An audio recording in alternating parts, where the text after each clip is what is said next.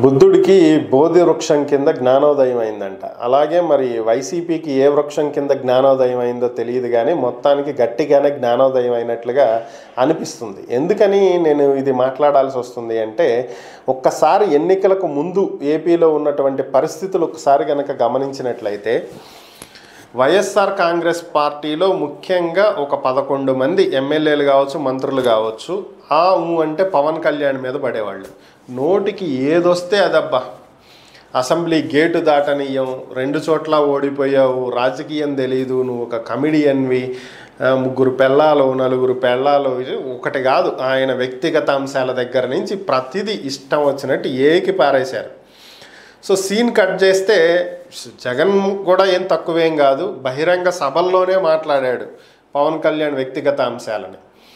చివరికి వైఎస్ఆర్ కాంగ్రెస్ పార్టీ 175 పోటీ చేసి 11కి పరిమితం అయింది. 21 సీట్లకు పోటీ చేసిన జనసేన 21 గెలిచి 100% రిజల్ట్ చూపించింది. ముందు నీ సీట్ అయినా నువ్వు గెలువు అని చెప్పి సవాల్ చేసిన వాళ్ళకి తాను గెలవటంతో పాటు ఇంకొక 20 మందిని గెలిపించి తీసుకొచ్చి నుంచోబెట్టాడు పవన్ కళ్యాణ్. సో అప్పుడు జ్ఞానోదయం అయింది. ఓకే, మనం పవన్ కళ్యాణ్ని టార్గెట్ చేసి పదే పదే తిట్టడం వల్లే ఈరోజు వైఎస్ఆర్ కాంగ్రెస్ పార్టీ సంకనాకిపోవటానికి కారణం అని చెప్పి అర్థం చేసుకున్నారు. క్లారిటీ వచ్చినట్టుంది. అందుకనే ఈరోజు పరిస్థితి ఏంటి అంటే, ఎక్కడన్నా చూడండి, ఏ అంశంలోనైనా దేంట్లోనైనా సరే అటు చంద్రబాబునో లోకేష్నో టీడీపీనో విమర్శిస్తున్నారే తప్ప బీజేపీని ఎక్కడా విమర్శించట్లా, పవన్ కళ్యాణ్ని కానీ జనసేనని కానీ ఎక్కడా విమర్శించట్లా. దీనికి బెస్ట్ ఎగ్జాంపుల్ ఈరోజు పిఠాపురంలో జరిగినటువంటి సంఘటనే.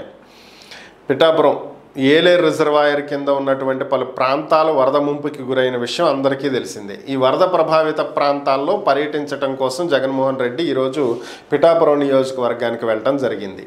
ఇదే పిఠాపురం నియోజకవర్గమే మరి పవన్ కళ్యాణ్ పోటీ చేసి గెలిచినటువంటి నియోజకవర్గం. ఇటు విజయవాడ వరదల సమయంలో నేను బయటకు వస్తే జనం అంతా మీద పడతారు, సహాయక కార్యక్రమాలకు ఇబ్బంది కలుగుతుంది అని చెప్పినటువంటి పవన్ కళ్యాణ్ పిఠాపురంలో తన సొంత నియోజకవర్గంలో అక్కడ వస్తున్నటువంటి వరదల్లో నేరుగా ఆయన తిరిగి ప్రజల బాగోగులు అడిగి తెలుసుకున్నాడు. మరి సో అదే నియోజకవర్గానికి ఈరోజు వెళ్ళినటువంటి జగన్మోహన్ రెడ్డి ప్రెస్ మీట్లో మాట్లాడుతూ, పాపం పవన్ కళ్యాణ్ ఆయనకేం తెలీదు, కొత్తగా వచ్చాడు, చంద్రబాబు నాయుడు పవన్ కళ్యాణ్ని మించి యాక్ట్ చేస్తున్నాడు, పవన్ కళ్యాణ్ ఒక సినిమా యాక్టర్ కానీ చంద్రబాబు ఒక డ్రామా యాక్టర్, ఆయన్ని మించి నటిస్తున్నాడు అని చెప్పి చంద్రబాబుని విమర్శించాడే కానీ పవన్ కళ్యాణ్ని ఎక్కడా విమర్శించలా. ఆయన సొంత నియోజకవర్గమే కదా.